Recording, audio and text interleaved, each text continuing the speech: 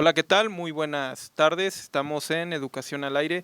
Vamos a tener una plática, una charla acerca del seminario de tesis de investigación 2 que están preparando los estudiantes de comunicación, y vamos a ver qué es lo que proponen, qué consideran, qué investigación, qué impacto van a tener estas tesis. Y tenemos de invitado al licenciado Iracheta. Muy buenas tardes.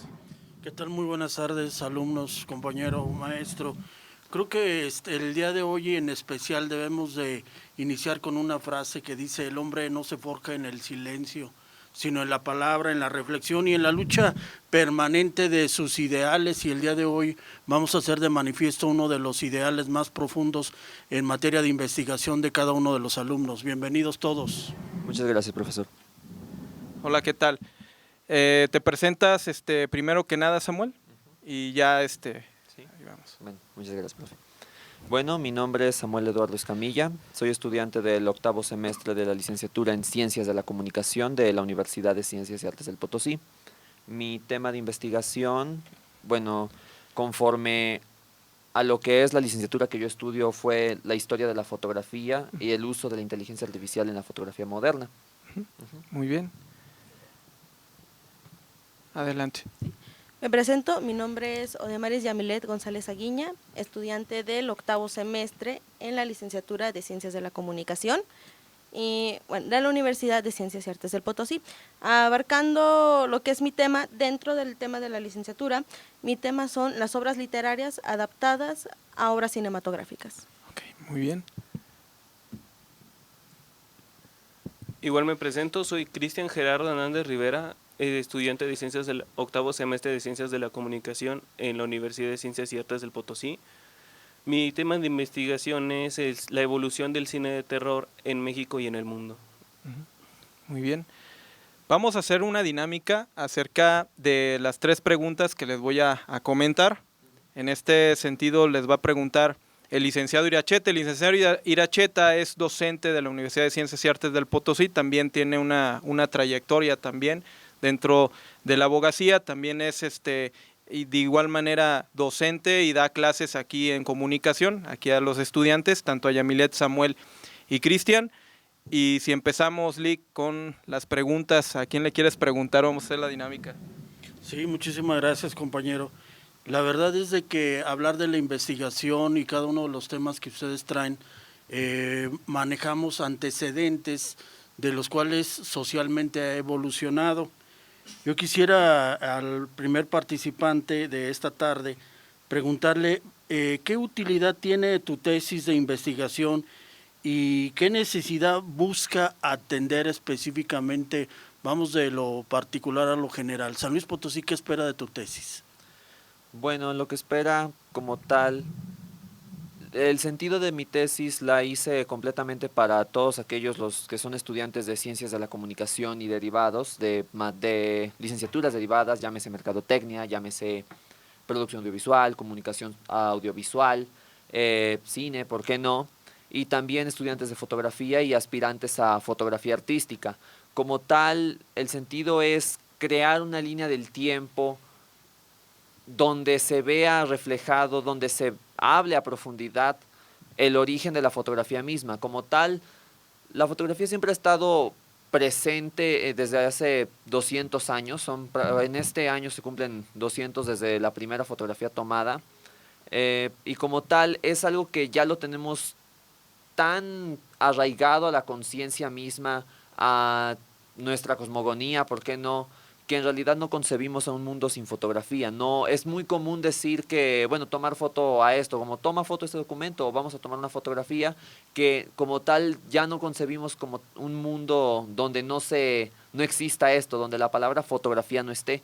Lo que espero de San Luis, bueno, lo que San Luis Potosí espera en mi tesis es contribuir un poco a la parte de las artes plásticas, las artes audiovisuales, el impulsar la parte histórica y documental de aquello que pues si bien no mucha gente lo llega a apreciar, y cuando alguien lo hace como tal, lo practica, lo perfecciona, se especializa en eso, no se detienen tanto a pensar como Bueno, depende de cada quien. El origen de dónde nace lo que uno mismo hace, quién lo originó, cómo se originó, de dónde viene eso que los seres humanos tenemos para crear y quién puso ese precedente, ¿no?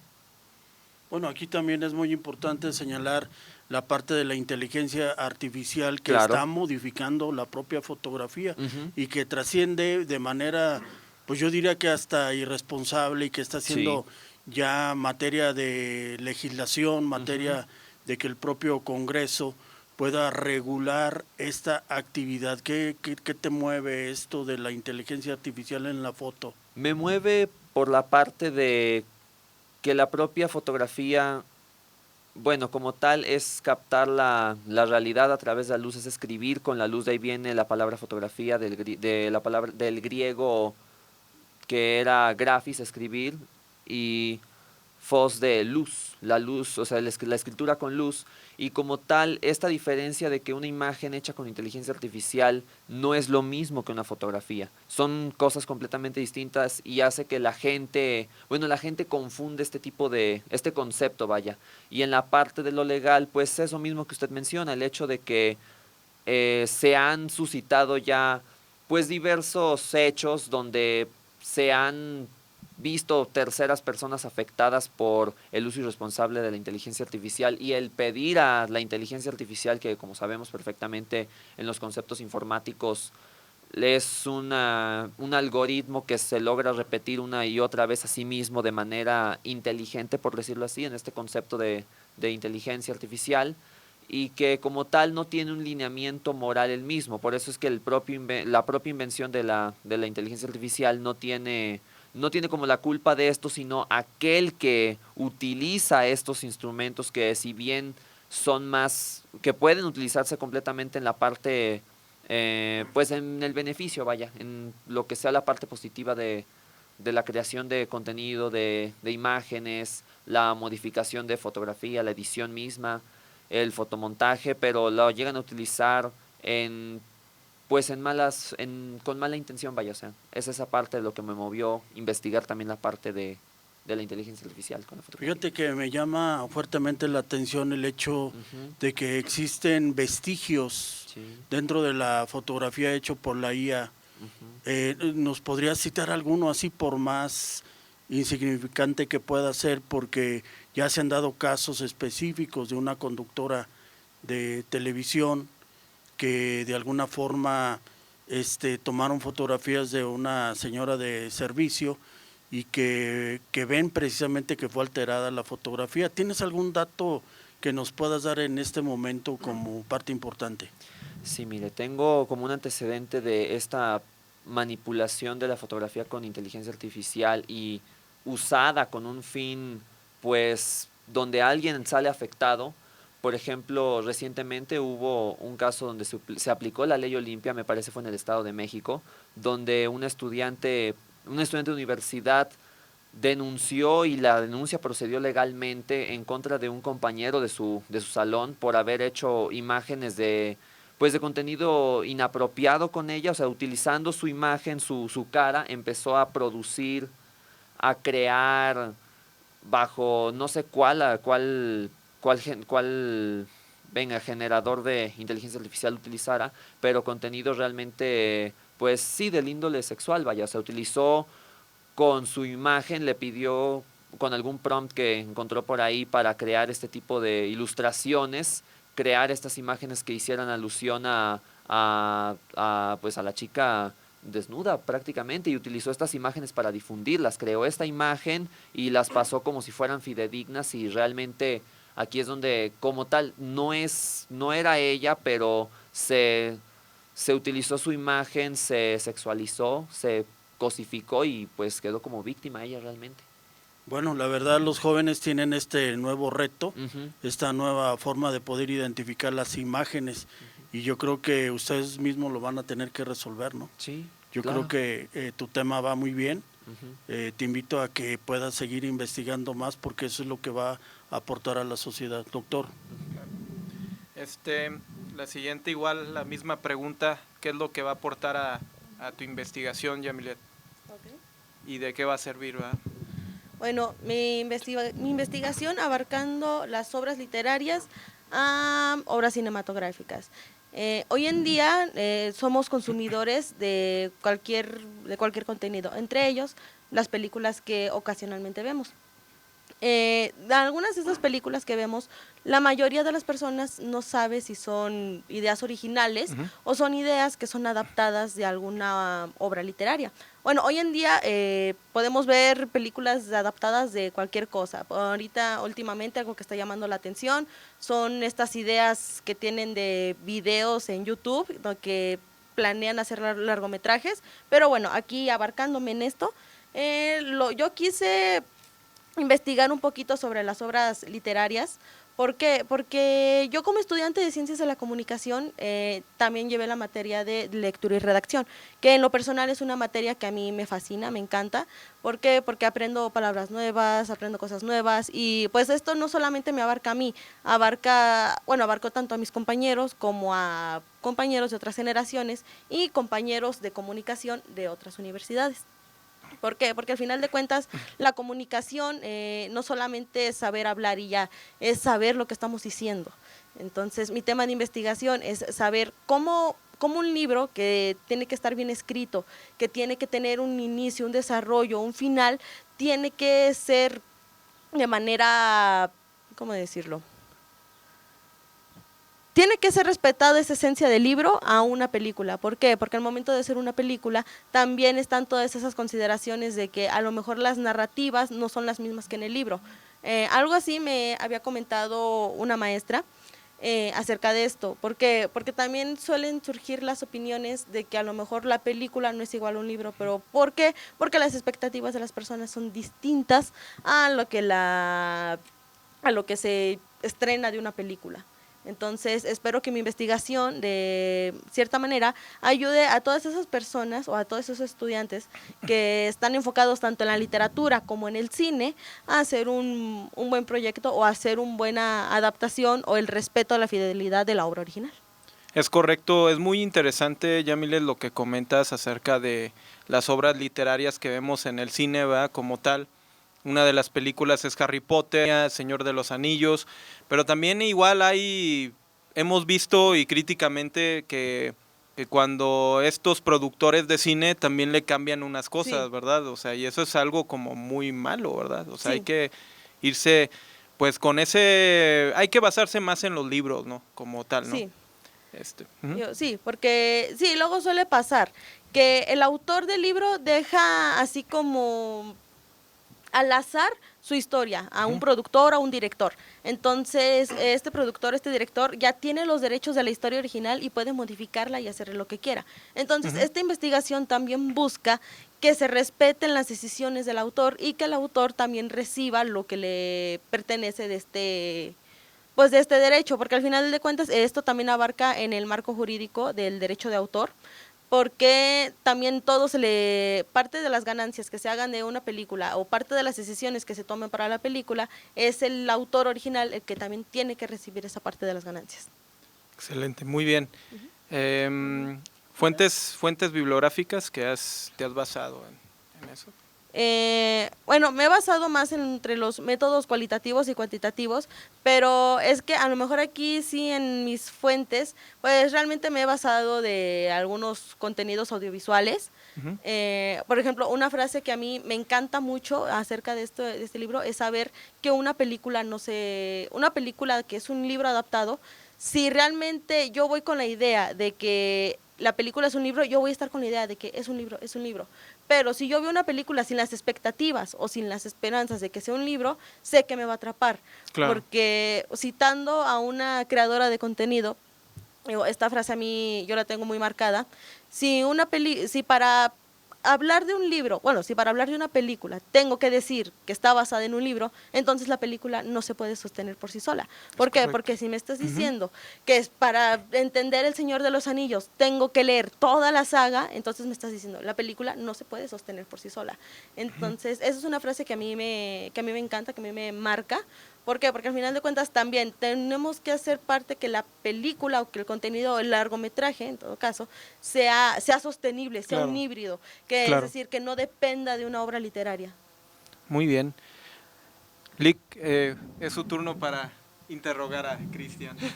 Sí, pues de igual manera, Cristian, en el mismo tenor, ¿qué esperamos de tu tesis? ¿Qué esperamos de tu investigación?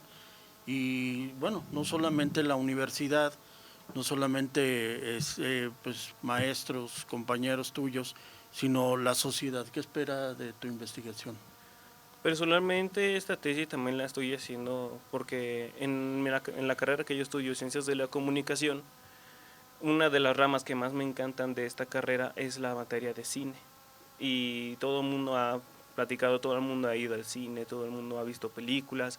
Y uno de los géneros que personalmente a mí me fascina, a mí desde muy chiquito me tiene atrapado, es el cine del género del terror. Esta tesis de lo que es para ayudar a las personas que estén estudiando cine o a las personas que estén estudiando ciencias de la comunicación, informarse más sobre este género, porque mayormente cine de terror, actualmente hay muchas películas, desde los años 30 hasta los años 70, 80, pero nadie se ha imaginado cómo ha nacido el cine de terror, cómo es que nació la primera película de terror. Y es lo que pues yo vengo a enseñarles así. Y también es como más psicológico, porque mayormente las personas que les gusta más el cine de terror se sienten cómodas viendo películas de terror. Es como contradictorio, ¿cómo te va a acomodar algo que te tiene que dar miedo? Es como lo más que yo voy más centrado en ese tema. Sobre todo también dividir los géneros como el slasher, el gore, el terror paranormal, el terror de los monstruos.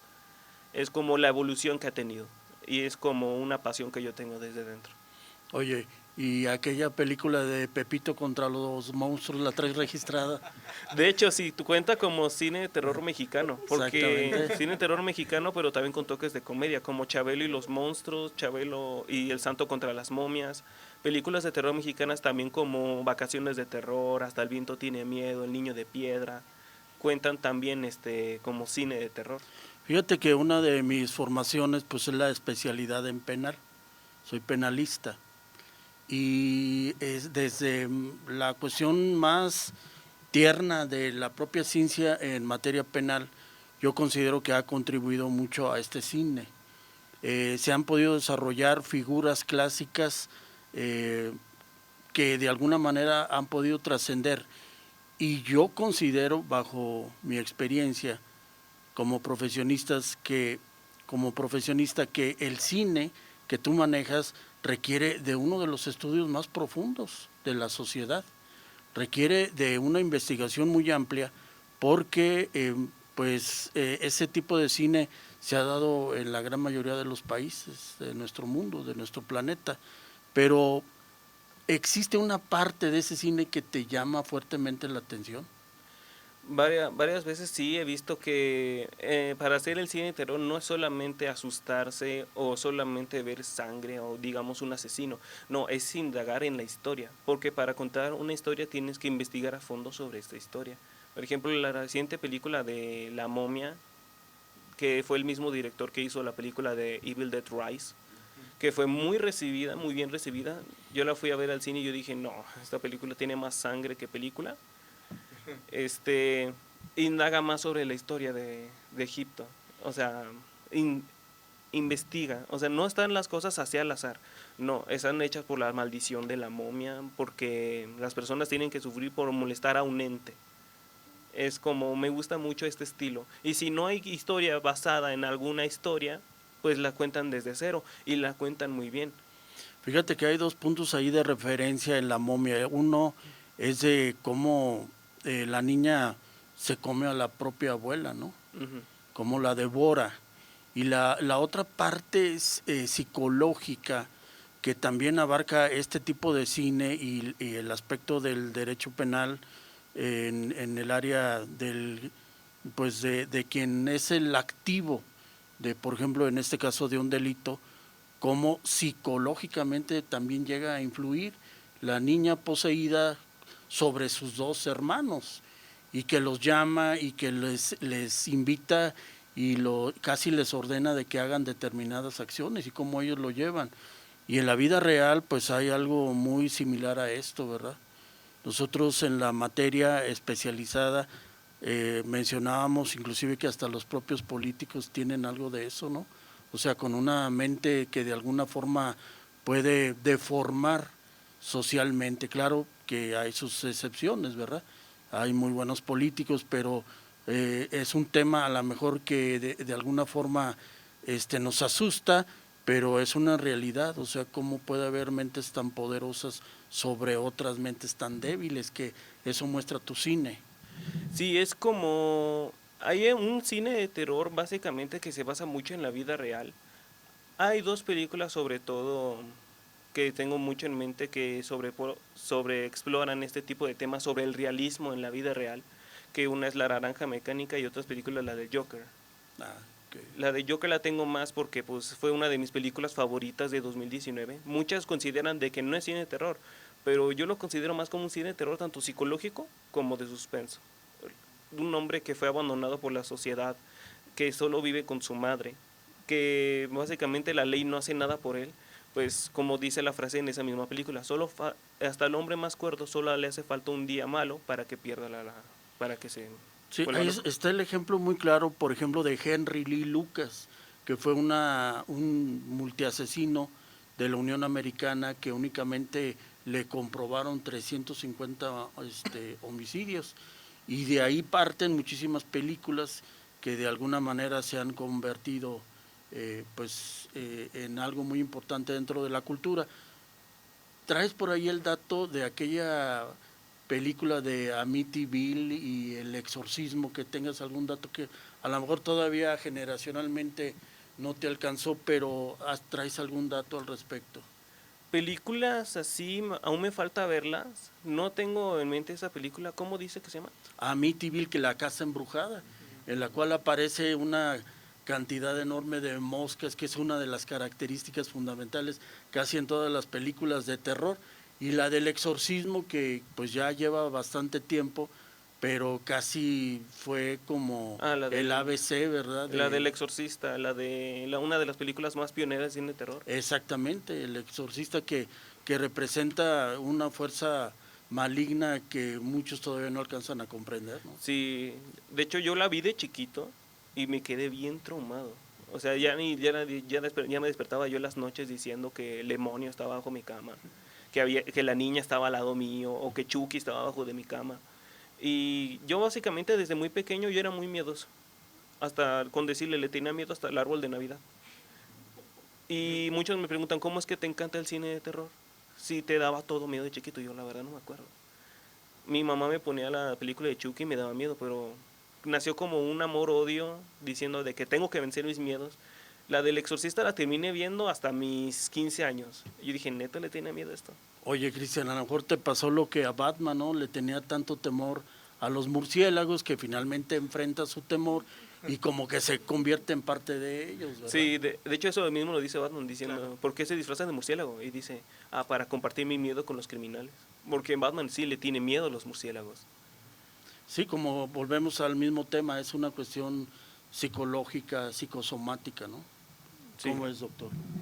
Sí, de hecho es muy importante lo que comentamos en el caso de tu tema, Cristian, del cine, de que sí se debe de analizar, debes de analizar muchas cosas, ¿verdad? Ahí sí. La recomendación que te hace el licenciado Iracheta es, tienes que indagar más, pero también de igual manera profundizar acerca de esta investigación. Sí, hay muchas películas que uno las puede ver y dice, pues nomás para un rato, pero hay muchas otras películas de terror como El Resplandor, que tienen que verse desde una perspectiva muy psicológica. Tienes que ver por qué hasta los encuadres de la película, los actores, cómo es que van decayendo los personajes a la locura, encerrados en un hotel durante 6 meses ellos solos.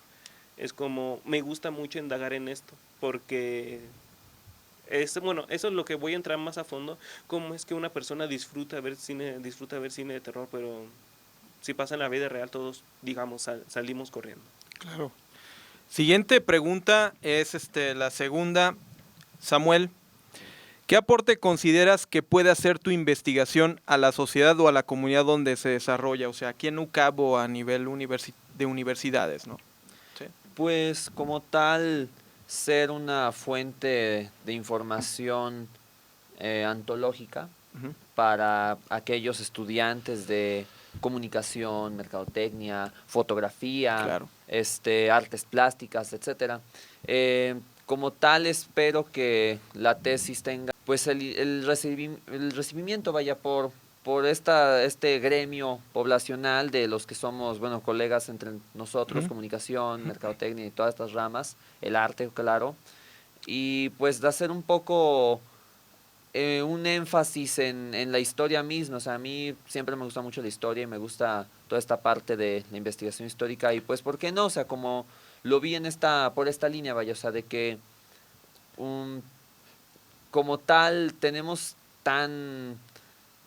estamos tan acostumbrados a la fotografía misma, a tomar fotografías, a verlas, a compartirlas y sobre todo ahorita en estos tiempos con las redes Claro. sociales, que realmente no veo que alguien se haya detenido a, bueno, hacer esta introspección de Ujú. ver de dónde nació, cómo Claro. se originó o cómo es que existe, o sea, de dónde, en qué momento de la vida, en qué momento de la historia, en qué parte de qué siglo empezaron a tomarse fotografías como tal, de dónde, cómo es que llegamos a que los celulares tuvieran cámara, o sea, quién lo hizo, cómo llegamos y de dónde viene esto. Es más que nada esa parte de lo que busco yo. Claro, es muy importante también, igual como antecedente, igual si lo puedes ahí más adelante ya en la conclusión acomodar, es de me acordé, de hecho yo soy especialista en la Revolución Mexicana, en la parte de Ujú, la historia. ujú. Hay un fotógrafo que se llama Casasola, ¿no? Sí. ¿Verdad? En este caso es muy importante porque de ahí surge la fotografía histórica, Ujú. pero también de igual manera lo que tú vas a consultar del presente, ¿no? Que cómo fueron esos diapositivos y todo eso. Claro, o sea, ¿Sí? empezar desde el origen mismo del invento de Nicéphore, que fue en Ujú. 1826 en Francia, hasta los tiempos modernos con los celulares, bueno, la fotografía desde los dispositivos móviles, las redes sociales, la influencia que ha tenido las propias redes sociales en la fotografía, porque es ahí donde viene esa pregunta de que si es el arte quien imita a la sociedad o es la sociedad que imita al arte, o sea,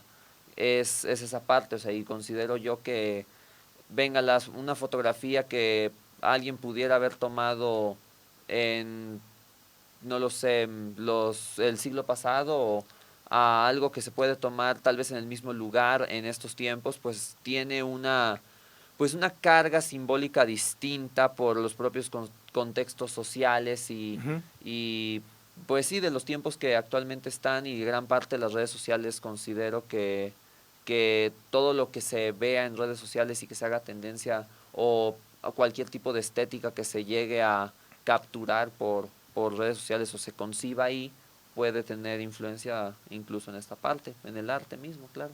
Excelente, muy bien. Ujú. Vamos al siguiente, Yamilet. Adelante, licenciado Iracheta. Sí, muchísimas gracias. Eh, pues la misma pregunta, ¿qué aporte consideras que puede hacer tu investigación a la sociedad o a la comunidad donde te desarrollas, donde te desempeñas, ¿no? Sí. Bueno, yo hablando a nivel universidad, que quisiera que mi investigación llegara a todos aquellos jóvenes que están interesados en la literatura o que están interesados en la cinematografía. ¿Por qué? Porque para abarcar primero las bases de una adaptación hay que ver de qué libro está basado y cómo... Yo sí, o sea, bueno, ya perdóname. De cómo saber de qué libro está basado y saber las fuentes de ese libro o las palabras que no se entiendan de ese libro. Eso más que nada para los estudiantes de literatura, porque son los que tienen una pasión por escribir. Entonces, de ahí en fuera es como de saber, supongamos que si algún día un estudiante de literatura decide hacer su propio libro y de repente le dicen, ese libro yo lo quiero hacer una película, que alguien que justamente estudia producción cinematográfica le dice, oye, quiero adaptar tu libro, entonces quiero que esta investigación ayude tanto a jóvenes que quieran otorgarle los derechos a un cineasta y que esta investigación también ayude a esos productores cinematográficos a entender cómo funcionan las bases para hacer una buena adaptación.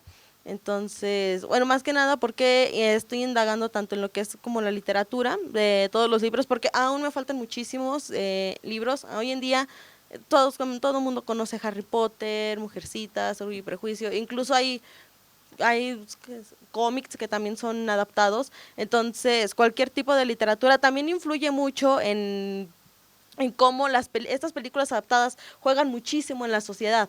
¿Por qué? Porque al final de cuentas también nosotros vemos la película y decimos, no, sí, es que la protagonista hizo esto, el protagonista hizo lo otro, yo no lo voy a hacer o sí lo voy a hacer. Entonces también esta investigación tiene como objetivo llegar a esas partes de la sociedad que atribuyen las decisiones que toman gracias a una obra ficticia, es decir, está bien o está mal. ¿Por qué? Porque dicen, ay, sí, es que la obra es algo que puede pasar en la vida real, pero nunca sabemos si esa obra que pasa en la vida real es una situación que nos pueda pasar a nosotros. Entonces, esta investigación tiene como objetivo, justamente redundando otra vez, llegar a personas que quieran otorgar los derechos a un cineasta o cómo un cineasta puede tener las bases de eso y cómo puede la sociedad llegar a tomar decisiones a base de esto. O sea, es decir, de qué manera impactan estas películas en la sociedad, ya sea para bien o para mal. Porque las películas para bien, bueno, es que al final de cuentas también, la película sea buena o sea mala, la adaptación sea pésima o sea excelente, siempre da de qué hablar, ya sea para bien o para mal. Entonces la sociedad también, me quiero indagar un poquito en lo que es la opinión pública. ¿Por qué? Porque la opinión pública está, al final de cuentas, la que tiene el derecho. No, el cineasta no puede decir, va a ser un éxito porque yo la dirigí. No, al final de cuentas también esto pues depende mucho de la sociedad y de la perspectiva que tenga la sociedad. Porque las personas van con una expectativa a ver una película que está basada en un libro y al final puede que la película cumpla o no sus expectativas. Entonces también quiero que esta investigación tenga ese impacto. Bueno, yo considero aquí, a lo mejor haciendo un poco de crítica respecto de tu tema, de tu investigación, porque quienes hemos tenido a bien leer bastantes libros o ver bastantes películas, yo considero, y no sé, lo someto a tu consideración y a tu investigación, que debe de haber cierta autonomía dentro de del propio contenido del libro y de la película, porque la verdad yo me he enfrascado en un libro que finalmente lo rescata la película, Sí, ¿sí? O sea, a la inversa. sí, de hecho. Inclusive en la parte histórica, como puede haber la película de Troya, como puede ser la propia película del Gladiador, que históricamente no pasaron algunas cosas de los que revelan en la película, y tan sin embargo, pues para muchos les gustó la película. El hecho de inundar la zona donde los gladiadores actúan, el Coliseo, de agua, y que precisamente inserten depredadores como son los tiburones. Dice los especialistas que casi sería imposible hacer eso. Y finalmente en la película pues llegas y trata de vender boletos la película para rescatar millones de dólares que han invertido. Entonces, ojalá y pudieras en esa investigación preguntarle a la gente, porque la gran mayoría de la gente no conoce ni los libros. Llámese Código Da Vinci, por ejemplo, que el Código Da Vinci, el libro, te lo describe con mucho, pues ahora sí con detalle, y propiamente la película toca los temas más importantes. Entonces creo que hay una parte de tu investigación ahí muy importante, el hecho de que se pueda manejar de manera autónoma tanto el libro como la película, no tanto así como que se tenga que cumplir nada más porque el autor del libro, pues, o sea, le compran ciertos derechos, pero de alguna manera también la película tiene tener su propia esencia, ¿no, doctor? Sí. Sí, bueno, eso es algo que también tengo mucho en mente. Yo como consumidora también de ese contenido, pues yo también estoy a favor de que hay algunos productores que ponen como de su esencia a la película. Pero bueno, en una parte que sí quiero indagar es como de que no dejar como que del todo al azar la obra, de decir, sí, yo escribí el libro y ya tú sabrás, tú como productor sabrás qué es lo que vas a hacer con la película. No, siento que creo que también puede ser como una cuestión de dos, y justamente también como lo menciona, hay partes donde justamente la película se rescata por el libro, o el libro igual se rescata por la película. No sé, igual también lo he comentado en otras veces, también quisiera que esta investigación ayudara mucho en ese aspecto que menciona, del aspecto histórico. Porque sí hay personas que a lo mejor ven una película de época y se quedan así como con la incertidumbre de decir cómo eran en esos tiempos. Entonces eso les da como a indagar, a investigar y saber cómo eran esos tiempos. Porque hay algo que yo sí traigo como que mucho, un conflicto de las personas que romantizan muchísimo la época victoriana. Entonces yo como persona que ha visto, que ha consumido así como películas de la época victoriana y veo a las personas que la romantizan, realmente me informo y digo, no, o sea, esto no está bien. O sea, fue una época horrible y solamente la romantizan por lo bonito que se ve en la película o en una serie. Entonces, esa parte también quisiera indagar para que las personas, para que influyan las personas que quieran investigar acerca de este tema, de que digan, si yo vi una película de aspecto histórico, quiero investigar qué pasó y quiero que esa investigación influya mucho en esa parte. Fíjate que yo me acordé, Yamilet, una vez cuando estaba estudiando historia en la Autónoma, en la Facultad de Ciencias Sociales y Humanidades, que un profe, el profe de historiografía general, el doctor José Domingo Carrillo, que le mando saludos, a mí era segundo semestre y nos encargó una tarea de cual vamos a analizar la película de Troya y lean los libros, ¿no? Y ya lo analizábamos, pero había así similitudes, que es lo que, por ejemplo, dice la cinematografía, lo que vemos, y lo que dice en el libro como tal. O sea, debe de ver las dos vertientes. O sea, ¿por qué? Porque, sí, cierto, o sea, cada productor tiene su, digamos, su esencia como tal, ¿no? O sea, y de hecho también sí debes de analizar, ¿verdad? Cuál es, por qué le puse esa esencia y por qué esto. Por eso en el último capítulo son conclusiones y propuestas, que ya concluyes qué es lo que se debe hacer o qué es lo que se debe llevar a cabo, ¿no? Como tal. Entonces a mí también me puso también la de Alejandro Magno, también la película de Alexander, se llama así. Y por ejemplo en algunas partes, y de hecho soy apasionado en estudiar estas culturas, estas civilizaciones antiguas, ¿no? Los griegos, los persas como tal. Vemos, por ejemplo, cuando va Alejandro Magno en una escena invadiendo a Darío, y vemos una águila que va así espiando a los soldados de Alejandro Magno, ¿no? Y yo lo checo en el libro, en un libro así de una biografía, y lo checo, me llamó mucho la atención, y no habían esas partes como tal, ¿va? O sea, ahí es como una parte muy, digamos, de ciencia ficción para atraer al público como tal. Sí, en eso también tú debes de analizar lo que decía el licenciado Iracheta, que debemos de ver esas vertientes, ¿no? Porque cada película tiene su autonomía, su esencia y su estilo, ¿no? Como tal. Porque igual justamente mencionando, libros, obras como El Resplandor y La Naranja Mecánica, pues han sido dirigidas por el mismo director, que si no me equivoco es Stanley Kubrick, y de hecho se puede notar muchísimo, incluso La Odisea, que también es una película dirigida por el mismo director. Las tomas que se presentan en esas películas son simplemente las tomas de perspectiva, todo, me doy cuenta que es Stanley Kubrick. Es decir, como que cada director o cada productor tiene esa manera de agregarle una esencia suya a la película, y eso la hace aún más interesante, porque no solamente estamos viendo la obra del autor del libro, sino que también estamos viendo una parte de la obra del director que está dirigiendo ese libro. Entonces, como le digo, igual que La Naranja Mecánica, El Resplandor, o sea, todo...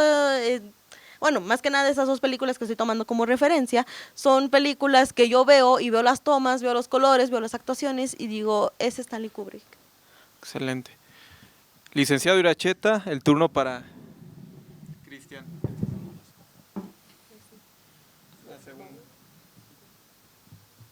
Sí, Cristian. Les agradecemos aún que estén con nosotros. Soy el licenciado Luis Eduardo Velázquez Iracheta, catedrático universitario de UCAM.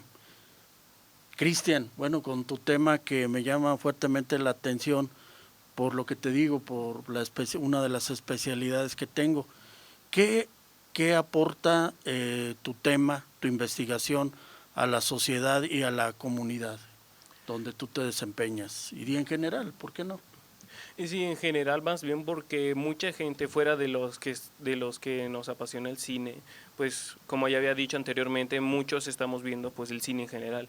Muchas veces vamos al cine a ver películas, pues la última que yo fui a ver fue la de Michael Jackson. Básicamente lo que me aporta es la historia del cine de horror, la que están basadas en hechos reales, las que están basadas en las ideas de los directores, diciendo, pues, también los directores como que tienen su huella en este mundo, tanto los mexicanos como los extranjeros, sobre todo los extranjeros, que es donde yo estoy más indagado, como Wes Craven, que hizo la pesadilla en la calle Elm de Freddy Krueger, o Scream de Ghostface.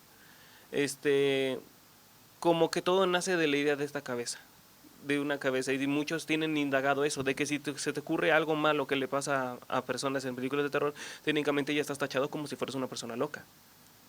O personas que disfrutan ver estas películas de terror, porque me ha tocado vivir eso, dicen no veas ese tipo de películas, te hacen daño a la cabeza. Y yo quiero indagar también más en ese tema, en lo psicológico que dejan las películas de terror a las personas que disfrutan ver películas de terror.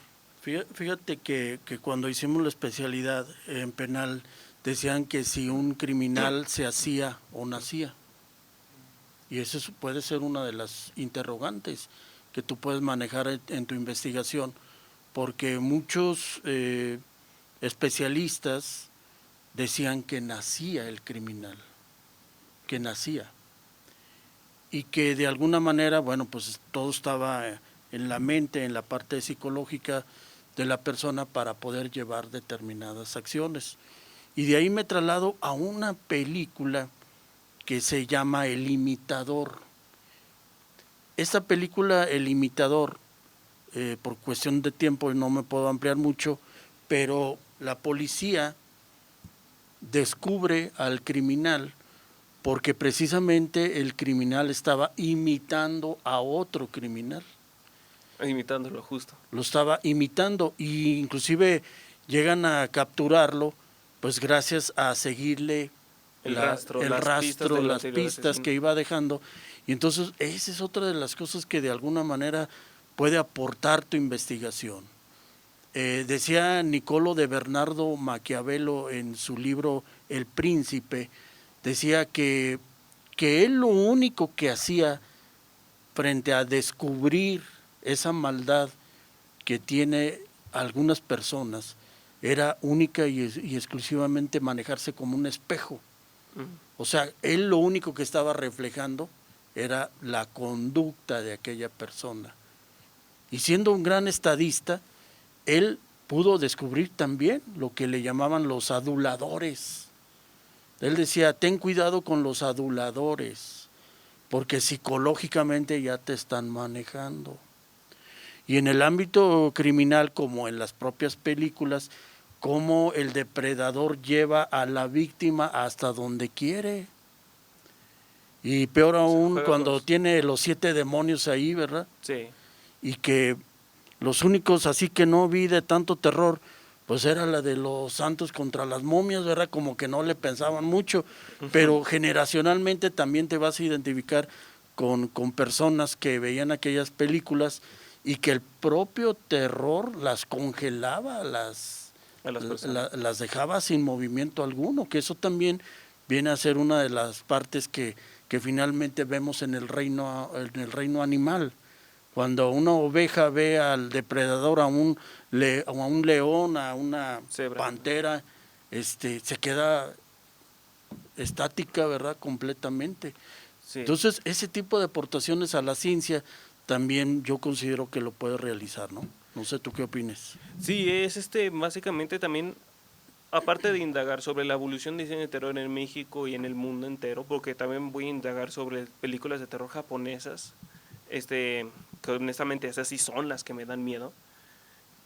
Voy a indagar más también sobre lo psicológico, lo que deja las películas de terror en las personas, y como varias películas de terror, incluso no películas de terror, que actores que ¿cómo se llama? Actores que se meten en el papel de un psicópata se terminan convirtiendo en un psicópata. Como que hay un límite de cordura, una línea. Bueno, como la película justamente de Batman, El Caballero de la Noche, el actor Heath Ledger, que es el que interpretó al Guasón, todo el mundo lo tacha como es el mejor Guasón. Es el que más le representa la locura, el que más es psicópata. Pero muy pocos saben, o no, sí es muy conocido el tema, pero también es muy desconocido eso de que el actor después de hacer ese papel se suicidó, porque se drogaba para intentar, se Fíjate encerraba. que precisamente es otro de los temas que vemos de manera muy recurrente en esos escenarios, que la gran mayoría son basados en hechos reales y lo llevan al cine, que contribuye precisamente las drogas.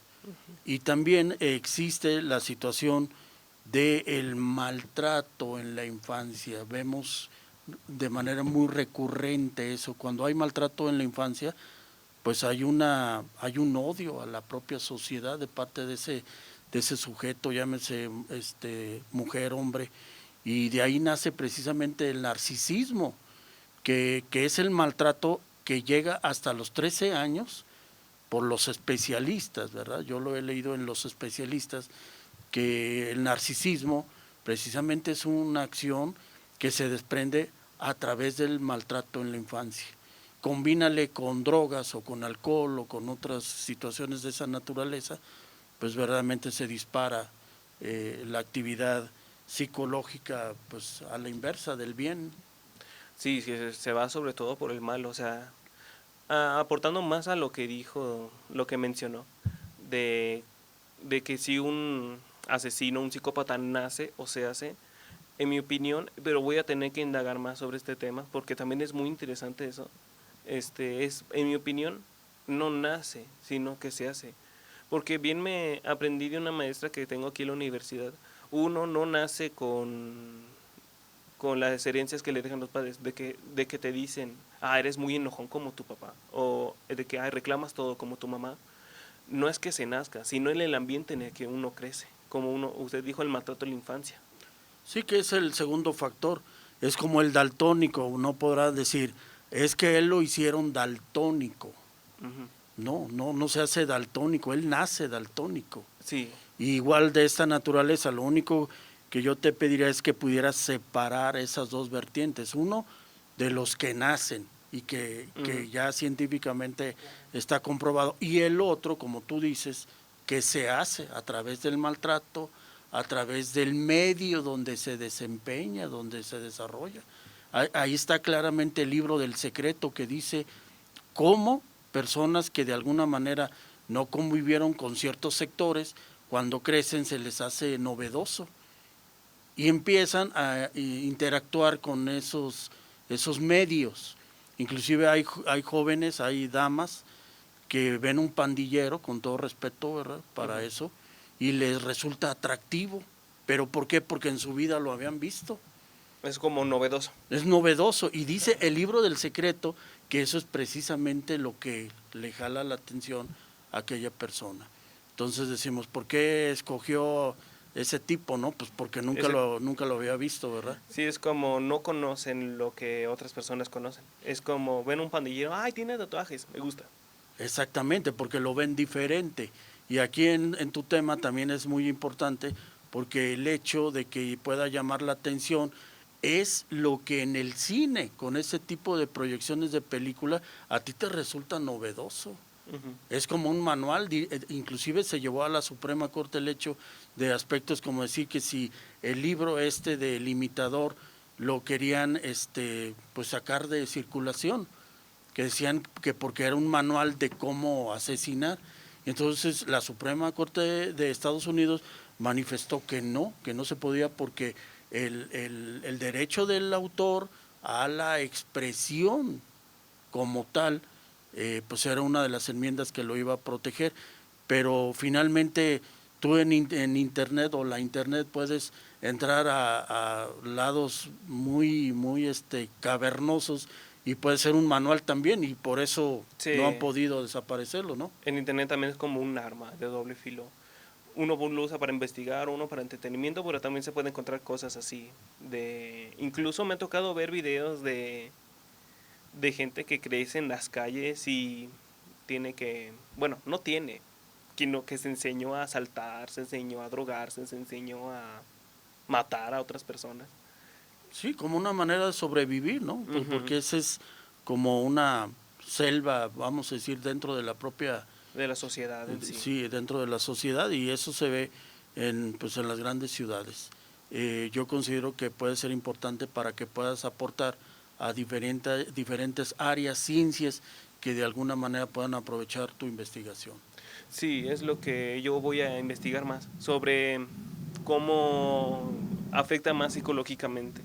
Es también por eso de cómo es que personas disfrutan ver películas de terror. Si estas recomendaciones que les da el licenciado Iracheta hay que tomarlas ya para finalizar ya la investigación. Cristian, ¿alguna vez has visto La Masacre de Texas? Muchas veces. ¿Qué opinas de ello? O sea, porque ya te dio una connotación el licenciado. Me gusta, Psicológica, ¿no? Sí, sí, sí. De La Masacre de Texas, la original, la del 74, me gusta, pues también me gusta. ¿Por qué? Porque yo ya me había entrado en este mundo del cine de terror y ya me había considerado fanático. Y muchos dicen, no eres fanático si no viste La Masacre de Texas. Y yo dije, ok, pues la voy a ver. Mi papá me tenía muy prohibido ver La Masacre de Texas. Dice, ¿te puedo permitir ver cualquier otra película de terror? Menos La Masacre de Texas. Y sí, yo porque es muy sangrienta, es muy vulgar, y esto y que lo otro. Y dije, pues la tuve que haber escondidas de él. Y sí, no me pareció la gran cosa. Sí me gustó la película, pero porque es como un gran clásico del cine de terror. Claro. De hecho, te iba a comentar que hay como un dato, ya saben que, y les he preguntado, ¿verdad? Y también acerca del cine, pero yo les voy a comentar que me acordé acerca de cuando fui al Archivo Histórico de Coahuila, ya saben que me formé en Coahuila, yo vi en los periódicos y en archivos unas circulares del gobierno del estado de Coahuila que no fueran a Texas, porque había asesinatos en tal lugar, en tal condado. Y por ejemplo, había hasta un panfleto, ¿verdad? Donde se buscaba, ¿no? Al sheriff, al tío del asesino, ¿verdad? De eso, que se buscaba y todo eso. Pero también conozco amigos en Texas, incluso tengo familiares en Texas que de igual manera no nomás mataron a esos motociclistas, esos choppers, ¿verdad? Esos jovencitos, que eran muchos asesinatos, ¿verdad? Como tal. Entonces, sí es cierto lo que dice el licenciado Iracheta, o sea, se nace siendo ahí criminal, asesino, y sí estaría muy bien que lo estudiaras, indagar más en los casos de las películas, que indagaran más en el ámbito psicológico, incluso criminológico también. ¿Sí? ¿Sí? Sí, es muy importante porque la gran mayoría de ese tipo de películas, a excepción, claro, de la parte religiosa, que también requiere de una investigación muy profunda, sí, es una muy de sacerdotes que se dedican exclusivamente al exorcismo y cuestiones de ese tipo, que ya es también muy amplio. El hecho de investigar en situaciones de los perfiles criminales es muy importante. Sí. Inclusive existen personas que vaya la redundancia, pero tienen 7 personalidades a la vez. 7 personalidades. ¿Sí? En un momento actúan como un niño, en otro momento como una señora, en otro momento como un joven, o sea, qué poderosa es la mente para efecto de poder interactuar con 7 personalidades, ¿no? De hecho, disculpe. Sí. Ahí hablando de La Masacre de Texas, esto también indaga mucho sobre las personalidades. El asesino de la motosierra, que es Leatherface, acerca de este tema, justamente se pone una máscara y se comporta de tal manera, se la quita y se pone otra y se comporta de otra manera. Según recuerdo, en la película original tiene 3 máscaras. La del carnicero, que es la que se encarga de perseguir a los adolescentes y asesinarlos. La de la abuela, que es la que cocina. Y la del abuelo, que es el que disfruta de comer. O sea, tanto así que el asesino esté tan mal de la cabeza, tenían que haberlo indagado demasiado. Por ejemplo, la masacre de Texas está basada en un hecho real de Ed Gein, que es un asesino que justamente también, según me informé, estuvo en Texas. Incluso hay una serie en Netflix que trata sobre este asesino, que son de los mismos directores que hicieron la serie de... Ay, ¿cómo se llama este asesino? Bueno, hay 3 series de asesinos, una de ellas es de Ed Gein. En este se basaron para hacer la masacre de Texas y la película de Psicosis, que también la vi y también muy buena esa película también. Sí, yo considero que este tipo de películas pues sí reflejan perfectamente la conducta. Y fíjate, te voy a decir uno de los aspectos que también habla José Ingenieros en su libro El hombre mediocre. Él menciona que cada persona tiene cierta conducta, cierta actitud, que muchas de las veces puede tener hasta 2 personalidades, ¿no? El hecho de ser muy agresivo y el hecho de ser muy pacífico.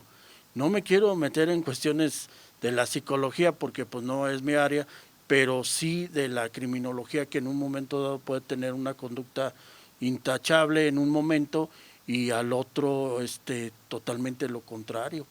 De ahí vienen frases como háblame sinceramente, ¿verdad? Yo se los explicaba, el hecho de que como algunas épocas pues cargaban con una máscara de cera y cuando querían escuchar la verdad le decían, pues quítate la máscara de cera, ¿verdad? La que tienes enfrente, sinceramente.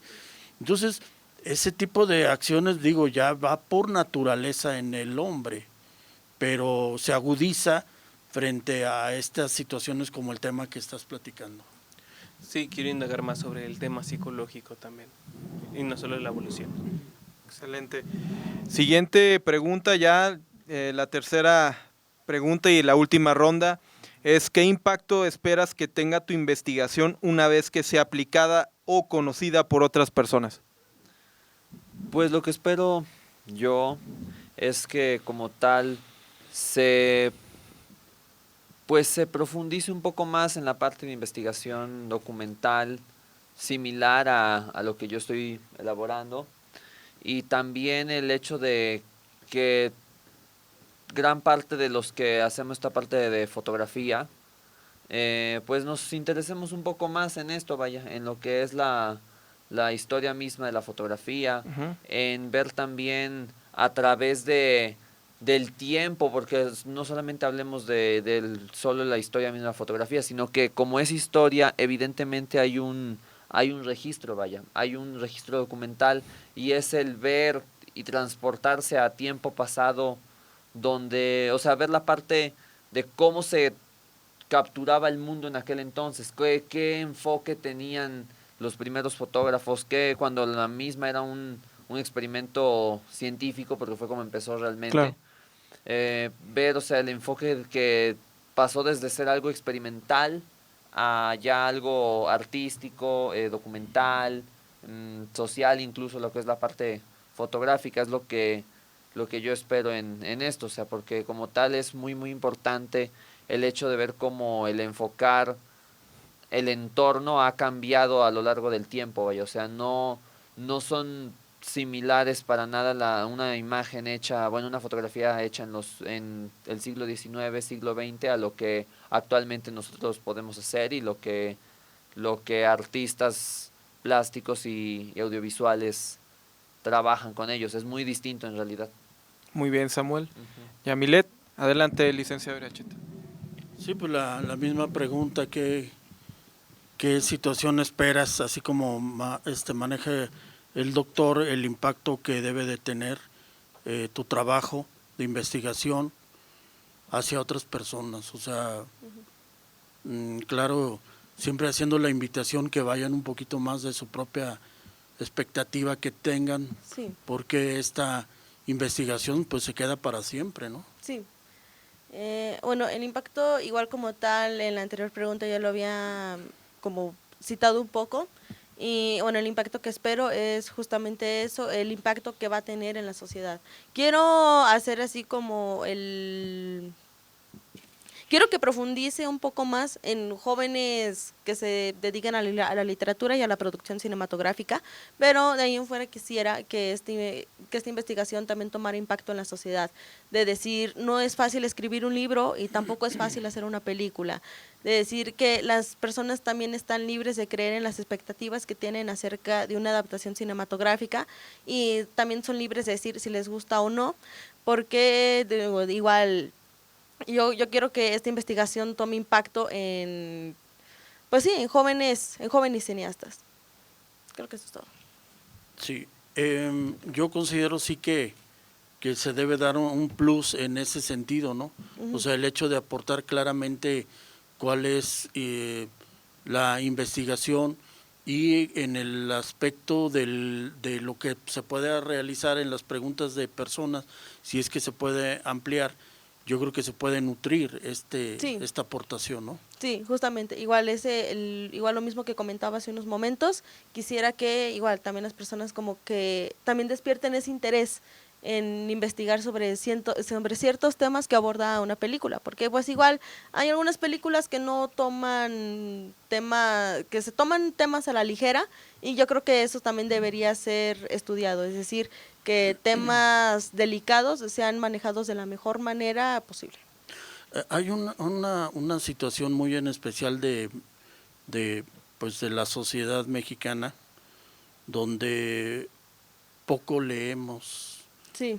Donde yo me he encontrado gente que dice, no me gusta ir al cine. ¿Qué piensas hacer con esas personas que no leen y que no van al cine? ¿Pretendes manejar una parte de tu investigación? ¿Cómo le podrías hacer llegar a lo mejor el interés de que pueda leer un libro?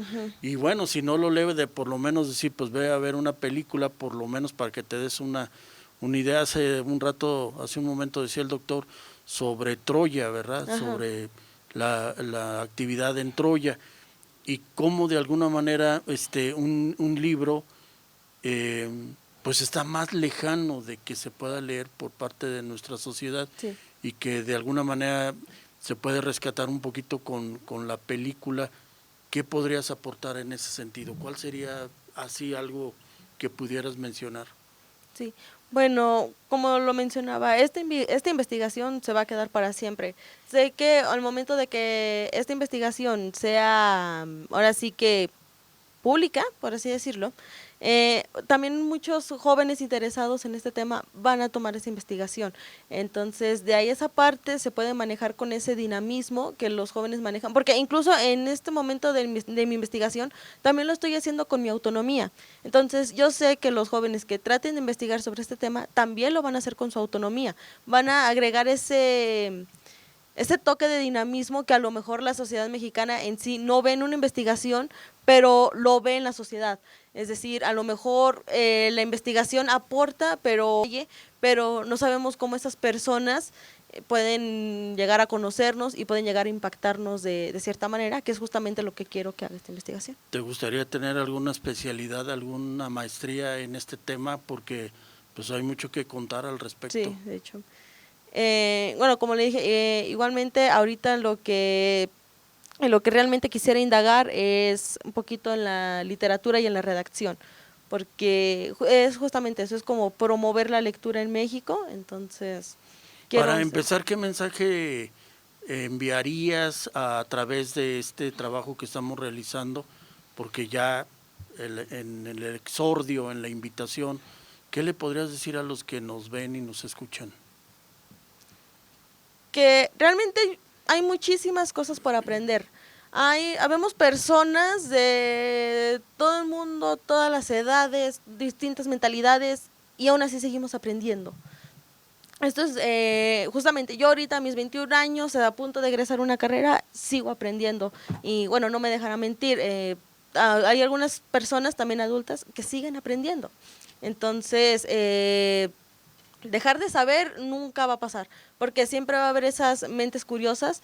Entonces yo los invito a que sigan, ahora sí como coloquialmente podría decir, a que sigan curioseando, a que sigan sabiendo, a que se sigan nutriendo, a que se sigan interesando en los temas que son que son de cierta importancia o que al menos a las personas les pueda agradar, porque a lo mejor hay personas que no les puede gustar una cosa, pero les interesa otra. Entonces yo lo que puedo decirles es invitarlos a que sigan investigando, a que sigan nutriéndose. Hay una parte de la propia Biblia de Marcos en la cual habla de que Jesús, tal como lo conocemos,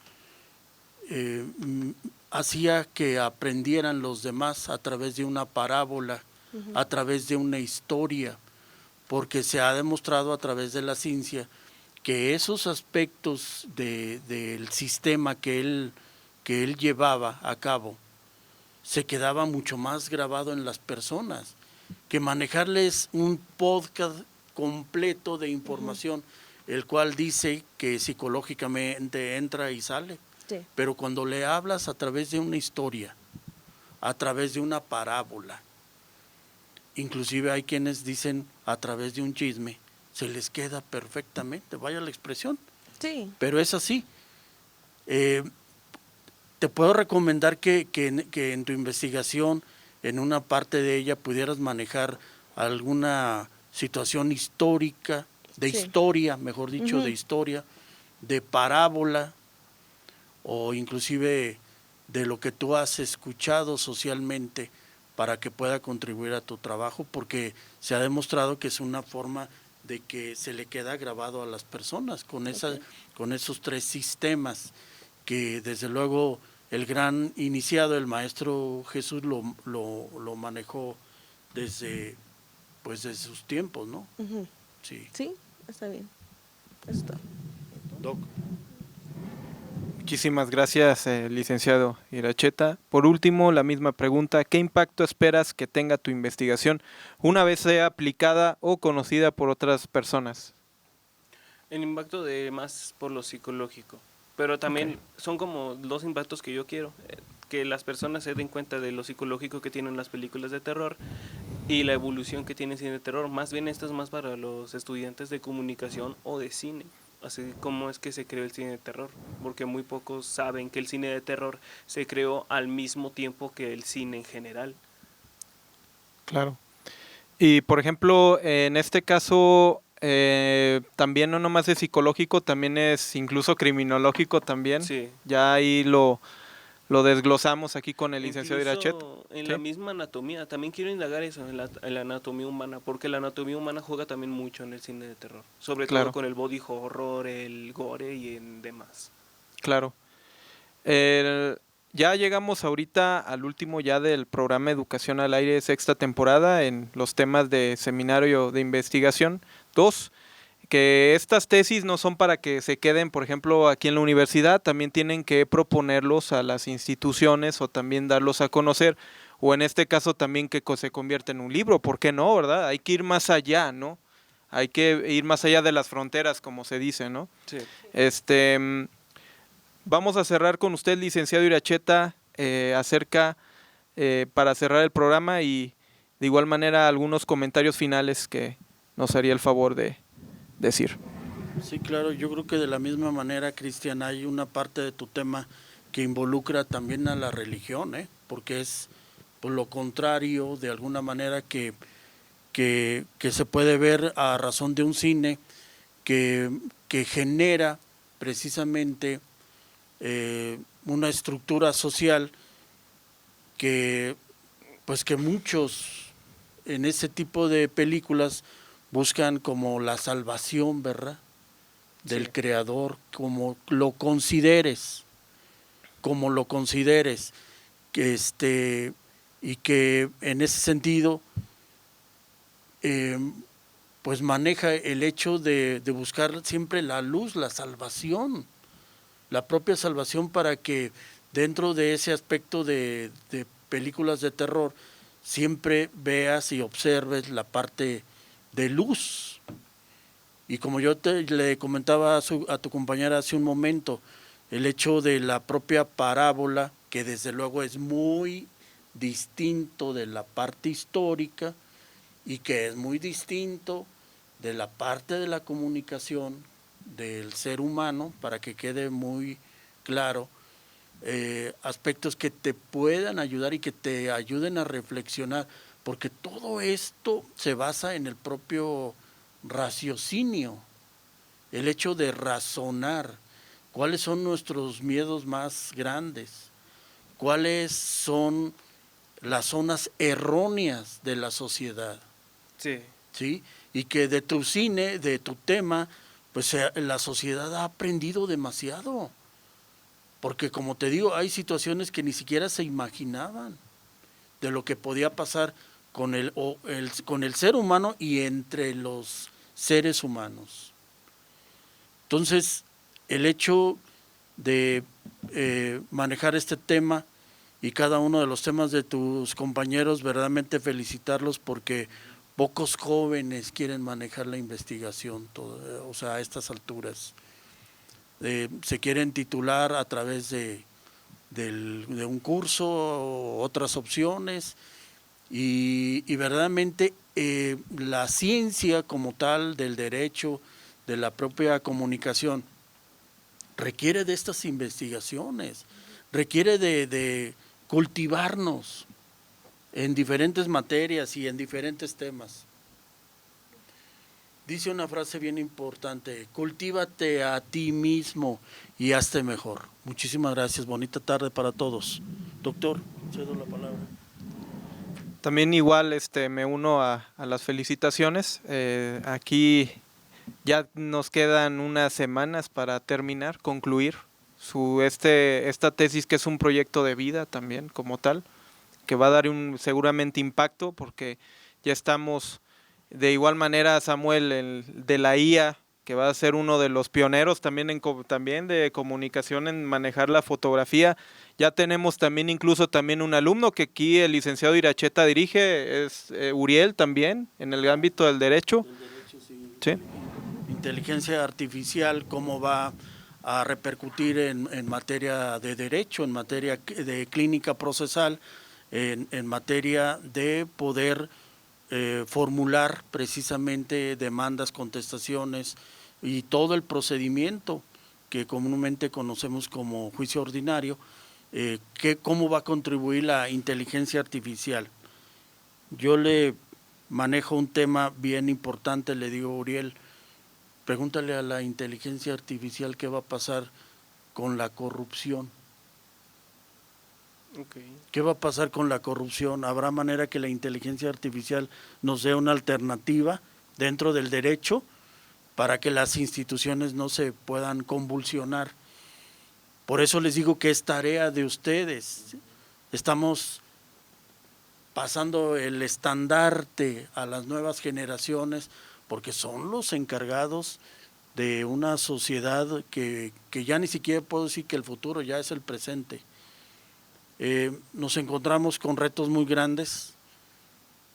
Uno de ellos es en el área de comunicación.